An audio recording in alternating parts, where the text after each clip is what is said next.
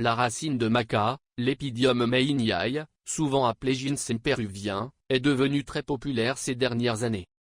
Traditionnellement, elle était utilisée sous forme de poudre ajoutée aux aliments. Cependant, depuis 1 ou 2 ans, elle est largement disponible sous forme de gélules, ce qui la rend plus facile à consommer comme complément alimentaire. Dans l'épisode d'aujourd'hui, nous allons examiner l'utilisation correcte et fondée sur des données scientifiques de la maca. Peut-elle réellement améliorer le désir sexuel et les performances chez les hommes et les femmes? La science confirme-t-elle ces affirmations, ou sont-elles exagérées? Nous aborderons également ses effets secondaires possibles et les précautions de sécurité. Bien que la maca soit généralement considérée comme sûre pour la plupart des adultes en bonne santé, certaines personnes devraient éviter son utilisation, notamment celles présentant des affections hormonodépendantes, des troubles thyroïdiens, ou pendant la grossesse, sauf avis contraire d'un professionnel de santé. Enfin, je vous guiderai pour choisir un produit de haute qualité parmi les nombreuses options disponibles sur le marché, et je vous indiquerai quels éléments vérifier attentivement sur l'étiquette avant l'achat. Restez avec moi.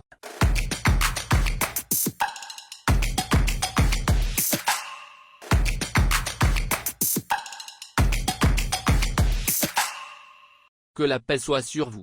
Je suis Hussein Lufti. Bienvenue sur la chaîne Pieuvre Pharmacien, et dans un nouvel épisode de Phytopharmacien Herboristerie. Aujourd'hui, nous allons parler d'une plante très importante et actuellement très tendance sur le marché, la racine de maca, l'Epidium meiniae. Titre de l'épisode. Au début, voici les titres de l'épisode d'aujourd'hui. Si vous recherchez un sujet précis, vous pouvez aller directement à la partie de la vidéo qui commence par ce titre. Mais si vous souhaitez comprendre la racine de maca de manière complète, claire et organisée, restez avec moi du début jusqu'à la fin. Premièrement, information générale. Comme d'habitude, commençons par quelques informations de base importantes. La racine de maca a été mentionnée dans des documents historiques au Pérou dès la fin des années 1500, vers 1598. Cela signifie qu'il s'agit d'une plante très ancienne, avec une longue histoire d'utilisation traditionnelle. Par sa forme, la racine ressemble à un petit navet ou à un radis. Elle appartient à la famille des crucifères, la même famille que le chou et le brocoli. Encore aujourd'hui, il existe certaines discussions entre botanistes concernant sa classification détaillée, mais scientifiquement, elle est connue sous le nom de l'Epidium meiniae. Type de racine de maca. Il existe principalement 4 variations de couleur de la racine de maca, selon la couleur naturelle de la racine. Jaune ou blanc crème. Rouge. Violet foncé. Noir. Ces couleurs reflètent des différences dans la concentration de certains composés végétaux actifs présents dans la racine. Certaines recherches suggèrent, par exemple, que la maca noire pourrait avoir des effets légèrement plus marqués dans certains domaines, mais tous les types partagent des composants essentiels similaires. Utilisation traditionnelle au Pérou. Au Pérou, la racine de maca est traditionnellement consommée comme aliment. Elle peut être consommée fraîche, ou bien séchée puis réduite en poudre. Cette poudre est ajoutée aux soupes et aux plats, comme une épice. Elle peut également être utilisée en pâtisserie, par exemple dans des tartes ou des gâteaux, ainsi que dans certaines boissons fermentées traditionnelles. En raison de son utilisation traditionnelle pour soutenir l'énergie et le désir sexuel, elle est souvent appelée ginseng péruvien. Cependant, elle n'a aucun lien botanique avec le véritable ginseng. Composés actifs. La maca contient plusieurs groupes de composés actifs. Parmi les plus importants, les isothiocyanates, les glucosinolates, les macamides et les macaènes. Ces composés pourraient contribuer à ces effets potentiels sur l'énergie, l'humeur et le désir sexuel. Point important sur la sécurité. Il est important de mentionner que la maca contient naturellement un composé appelé MTCA. Certaines recherches en laboratoire ont soulevé des questions concernant d'éventuels effets biologiques à des concentrations très élevées. Cependant, il n'existe pas de preuves cliniques solides démontrant qu'une consommation alimentaire normale de maca provoque un cancer chez l'être humain. Traditionnellement, la maca est bouillie ou cuite avant d'être consommée, ce qui peut réduire certains composés. Aujourd'hui, cependant, De nombreux produits sont vendus sous forme de gélules, avalés directement sans cuisson. C'est pourquoi la qualité du produit et la méthode de préparation sont des éléments importants à prendre en considération. Fibres et digestion. La poudre de maca a une densité similaire à celle de la farine de blé et contient une quantité élevée de fibres. Chez certaines personnes, surtout en cas de consommation élevée, cela peut provoquer un inconfort digestif ou une constipation. Pour résoudre ce problème, certains fabricants utilisent un procédé appelé maca gélatinisé, qui consiste à appliquer chaleur et pression. Ce procédé décompose les amidons, rend la poudre plus facile à digérer et réduit son impact sur le système digestif. Dans la prochaine partie, nous continuerons à discuter de ses bienfaits, de ses risques et de la manière de choisir correctement le bon produit. Restez avec moi.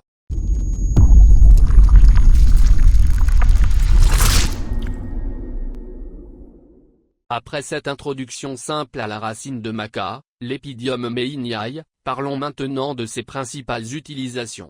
Jusqu'à présent, plus de 9 usages courants ont été attribués à la maca. Cependant, la plupart sont considérés comme des allégations médicales. Cela ne signifie pas qu'elles sont fausses. Cela veut simplement dire que les preuves cliniques solides et de haute qualité restent limitées ou non concluantes. Alors, quelles sont ces allégations ?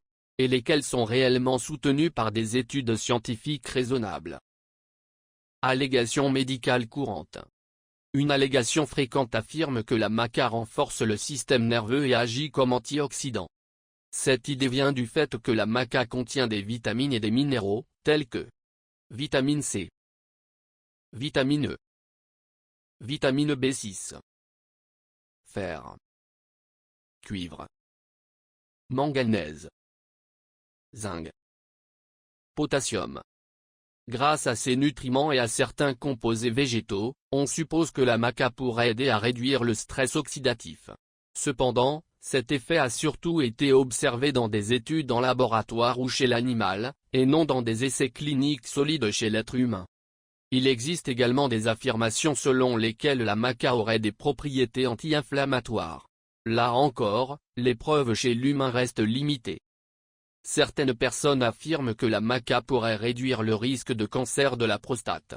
À ce jour, aucune preuve clinique solide ne démontre que la maca prévient le cancer de la prostate chez l'homme. D'autres allégations incluent l'amélioration des performances sportives, en particulier dans les sports d'endurance, l'amélioration de l'humeur et la réduction du taux de cholestérol. Ces effets sont encore à l'étude, et les résultats actuels sont variables et non définitifs. Ainsi, la plupart de ces usages restent possibles, mais pas entièrement prouvés. Utilisation étudiée scientifiquement. Concentrons-nous maintenant sur les effets les mieux étudiés et les plus soutenus par la recherche. Le premier effet, et le plus connu, est la capacité potentielle de la maca à améliorer le désir sexuel, en particulier chez l'homme.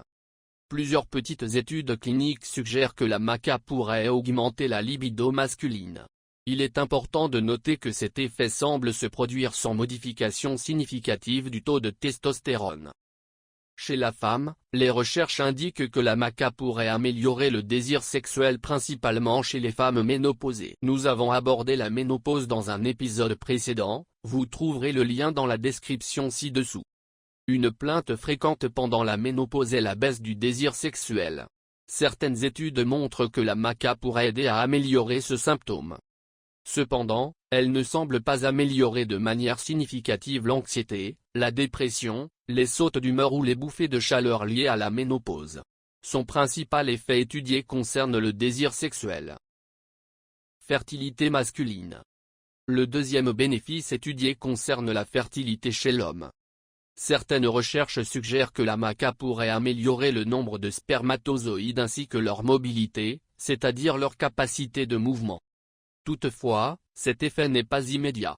La plupart des études montrent que les résultats peuvent apparaître après 6 à 12 semaines d'utilisation régulière, soit environ 3 mois. Sécurité hormonale. Un point important et rassurant est que les études actuelles montrent que la maca ne modifie pas de manière significative les niveaux de testostérone, d'œstrogène ou de progestérone chez les personnes en bonne santé. C'est essentiel, car un déséquilibre hormonal peut parfois augmenter certains risques pour la santé. À ce jour, la maca semble agir par des mécanismes qui ne sont pas encore totalement compris, et non en modifiant directement les hormones. De nombreuses études suggèrent également que la maca est généralement sûre lorsqu'elle est utilisée à dose modérée. Cependant, les données à long terme restent limitées. Dans la prochaine partie, nous parlerons des effets secondaires, des précautions et des personnes qui devraient éviter son utilisation. Restez avec moi.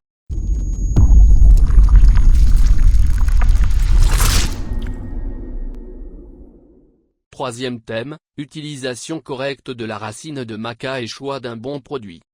Passons maintenant à la troisième partie de l'épisode d'aujourd'hui. Comment utiliser correctement la racine de maca? Et comment choisir un produit fiable parmi les nombreuses options disponibles sur le marché? Une durée d'utilisation. Tout d'abord, parlons de la durée. La plupart des études cliniques sur la racine de maca, l'Epidium mayniae, ont duré entre 6 semaines et 4 mois. Il n'existe pas d'études solides à long terme confirmant la sécurité d'une utilisation continue pendant plusieurs années sans interruption. Une approche prudente et pratique consiste donc à l'utiliser pendant 3 à 4 mois, puis à faire une pause avant de reprendre si nécessaire. À ce jour, nous ne disposons pas de données scientifiques suffisantes prouvant la sécurité d'une utilisation quotidienne ininterrompue sur le très long terme. 2 doses recommandées. Deuxièmement, la dose quotidienne appropriée. La plupart des études réalisées chez l'être humain ont utilisé des doses comprises entre 1,5 g et 3 g par jour. Il n'existe pas de preuves solides montrant que des doses plus élevées apportent de meilleurs résultats. Il est donc recommandé de ne pas dépasser 3 g par jour. Plus ne signifie pas forcément mieux, et cela peut augmenter l'inconfort digestif. 3. Comment répartir la dose? Troisièmement, il est préférable de répartir la dose quotidienne totale. Par exemple, si vous prenez 3 g par jour. 1 g après le petit déjeuner. 1 g après le déjeuner. 1 g après le dîner. Fractionner la dose peut améliorer la tolérance et réduire d'éventuels troubles digestifs. 4. Comment choisir un bon produit? Venons-en maintenant au point essentiel, le choix du produit. Actuellement, la plupart des produits portent la mention extrait sec de racine de maca ou maca gélatinisé. L'étiquette doit indiquer clairement la quantité par gélule, exprimée en milligrammes. Il n'existe pas d'obligation spécifique pour les fabricants d'indiquer les niveaux de MTCA, et les évaluations scientifiques actuelles ne confirment pas de risque démontré aux doses normales. Choisissez un produit provenant d'une entreprise reconnue, avec un étiquetage clair, une teneur standardisée et une certification de contrôle qualité. Rappel important. La maca est un complément alimentaire, elle ne remplace pas un traitement médical prescrit. Elle peut être ajoutée à un protocole de soins, mais ne doit pas remplacer les médicaments essentiels prescrits par votre médecin. Lorsqu'elle est utilisée correctement et à dose modérée, la maca est généralement considérée comme sûre pour la plupart des adultes en bonne santé. Consultez toujours un professionnel de santé si vous souffrez d'une maladie chronique, si vous êtes enceinte ou si vous prenez des médicaments régulièrement. Et c'est cela, la clé d'une utilisation sûre et responsable.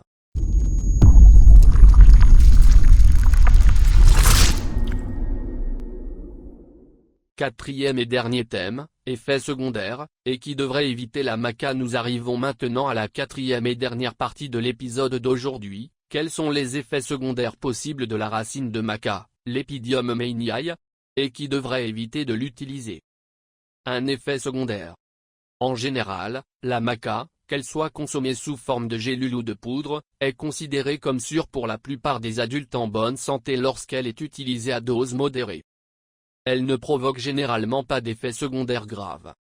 Cependant, lorsqu'elle est prise à des doses élevées, surtout proches de la limite supérieure étudiée de 3 g par jour, certaines personnes peuvent ressentir ballonnement, gaz, légers inconforts gastriques, constipation. Cela est principalement dû à sa teneur en fibres et en composés végétaux. C'est pourquoi nous avons mentionné précédemment que choisir de la maca gélatinisée peut aider. La gélatinisation est un procédé thermique qui décompose les amidons, rendant la poudre plus facile à digérer. Elle réduit l'inconfort digestif, mais ne modifie pas de manière significative les composés actifs. De plus, et c'est très important, lors de l'utilisation de la maca, il est nécessaire de boire une quantité suffisante d'eau chaque jour. Une bonne hydratation aide à réduire les problèmes digestifs et soutient le métabolisme global. De grossesse et allaitement. Concernant la grossesse et l'allaitement, la maca n'est pas recommandée pendant la grossesse ou l'allaitement. La raison est simple, il n'existe pas d'études cliniques solides et de haute qualité confirmant sa sécurité pendant ces périodes. Vous pouvez entendre des affirmations selon lesquelles la maca augmenterait la production de lait, ou, au contraire, qu'elle nuirait au lait maternel. Ces deux affirmations manquent de preuves scientifiques solides. Vous pouvez également entendre qu'elle traite la dépression post-partum. Cette affirmation n'est pas soutenue par des recherches cliniques fiables. Pour des raisons de sécurité, il est donc préférable d'éviter la maca pendant la grossesse et l'allaitement jusqu'à ce que davantage de données soient disponibles. 3. Qui devrait éviter la maca? Le groupe le plus important qui doit être prudent concerne les personnes présentant des troubles thyroïdiens. La maca contient des composés appelés glucosinolates, que l'on retrouve également dans d'autres légumes crucifères. À très haute dose, ces composés peuvent interférer avec le fonctionnement de la thyroïde, surtout chez les personnes présentant une carence en iode. Cette préoccupation concerne la santé thyroïdienne, et non le pancréas. Il n'existe aucune preuve scientifique solide que la maca provoque une pancréatite. Ces glucosinolates sont présents dans tous les types de maca, quelle que soit leur couleur, bien que leur concentration puisse légèrement varier. Et souvenez-vous, la gélatinisation améliore seulement la digestion. Elle ne supprime pas les glucosinolates et ne résout pas les préoccupations liées à la thyroïde. Cela nous amène à la fin de l'épisode d'aujourd'hui de Produits de Pharmacie Octopus. J'espère que ces informations vous ont été claires, équilibrées et utiles.